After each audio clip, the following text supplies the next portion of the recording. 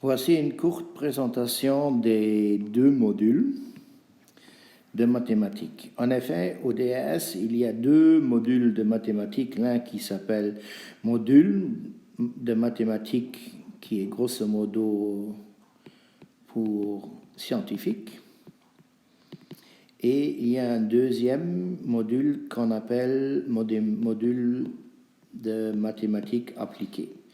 Dans la suite, on va vous présenter les objectifs des deux modules et le programme de mathématiques qui est associé aux deux, afin de vous permettre de choisir parmi celui qui vous convient le plus à la voie de formation que vous vous destinez. Donc, il y a deux modules de mathématiques au choix. Un premier module qui s'appelle le module de mathématiques. Celui-ci, c'est un module qui s'adresse à des apprenants qui veulent plus tard faire des études scientifiques. Donc, le programme qui est suivi dans ces modules-là est un programme qui s'oriente selon les programmes des classes de l'enseignement secondaire à caractère scientifique. En général, les classes qui ont un fort nombre de leçons de mathématiques. Et pour ces classes-là, le programme, il exige un niveau élevé, surtout en calcul algébrique, donc en manipulation de formules avec des lettres, des X et des Y.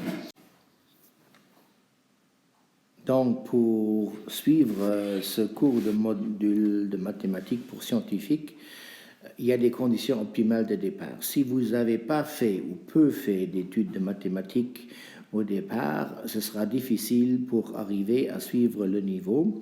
Grosso modo, on peut voir que si vous avez suivi et réussi des cours de mathématiques des classes de 4e et de 3e de l'enseignement secondaire classique ou du régime technique de l'enseignement secondaire technique, à ce moment-là, vous avez en général de bonnes chances de suivre.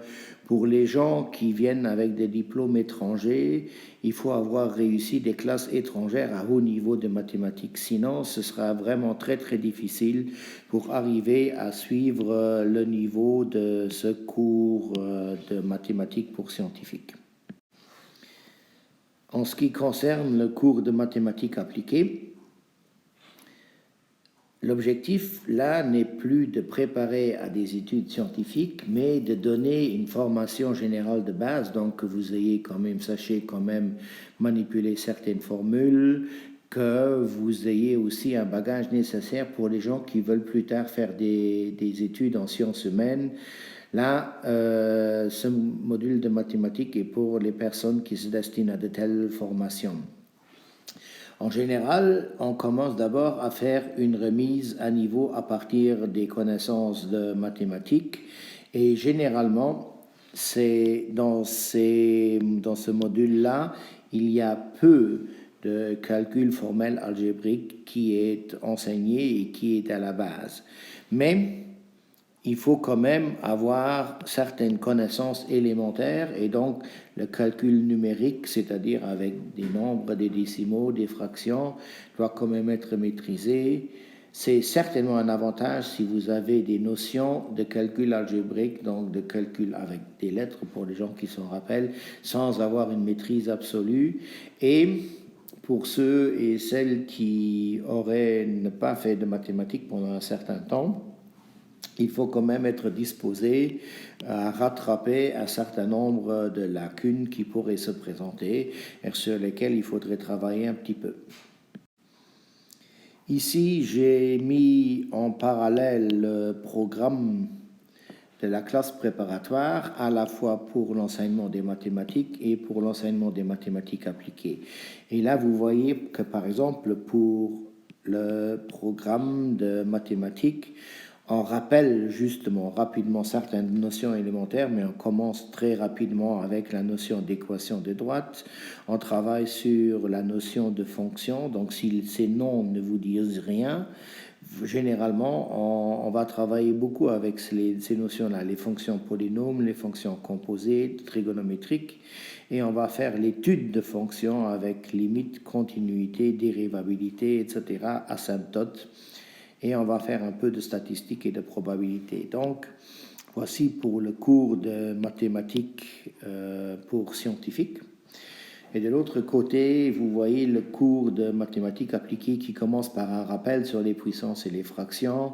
On va faire des transformations de formules sans aller très loin dans le calcul littéral. On va résoudre des équations et des inéquations du premier degré, donc pas quelque chose de très très sophistiqué. On va revoir la proportionnalité, les pourcentages, les équations de droite, et on va représenter uniquement les fonctions sans faire de l'étude de fonctions à ce domaine-là. En classe terminale, et alors en ce qui concerne l'examen, en classe terminale, vous aurez de toute façon une épreuve de mathématiques ou une épreuve de mathématiques appliquée indépendamment, donc ça dépend juste du module que vous avez choisi. Pour le module de mathématiques, on va continuer à travailler sur les fonctions, les suites numériques. Maintenant, on va s'approcher du programme qui est de l'enseignement secondaire classique avec les fonctions exponentielles et les logarithmes. On va introduire le calcul intégral. On va faire les statistiques et probabilités et on va faire un peu d'algèbre linéaire.